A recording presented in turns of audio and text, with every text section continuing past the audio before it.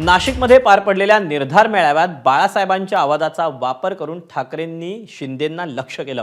पण उपमुख्यमंत्री एकनाथ शिंदेंनी निर्धार मेळाव्यावर टीका करत उद्धव ठाकरेंवर टीका केली। पक्षात त्यांचं कोण ऐकत नसल्यामुळे बाळासाहेबांचा आवाज वापरावा लागतोय, हा पोरकटपणा आहे असा टोला शिंदेंनी लगावला। तर ठाकरेंनी हिंदुत्व नाही लाजही सोडले अशी घणाघाती टीकाही केली।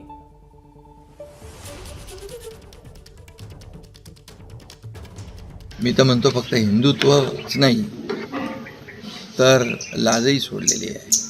लाखो शिवसैनिकांचं दैवत बाळासाहेब आहे आणि बाळासाहेबांचा नकली आवाज काढून आपल्या स्वार्थी आणि नकली टोळीला कोणी स्वीकारणार नाही, आता कोणी थांबणार नाही, कारण तुम्ही बाळासाहेबांचे विचारच सोडलेत।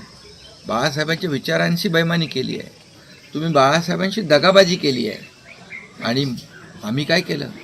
तुम्ही जी गहाण टाकलेली शिवसेना, गहाण टाकलेला धनुष्यबाण, काँग्रेसच्या दावणीला बांधलेली शिवसेना आम्ही 2022ला सोडवली आणि लोकांच्या, सर्वसामान्य माणसाच्या मनातलं सरकार आम्ही आणलं। आपण लोकांच्या मनातून आता साप उतरलो आहे, त्यामुळे आपलं कोणी ऐकत नाही, कोणी थांबायला तयार नाही।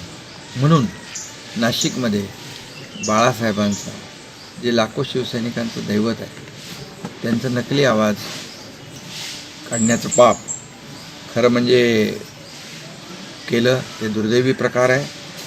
आणि खरं म्हणजे त्यांनी केलेलं पाप झाकण्यासाठी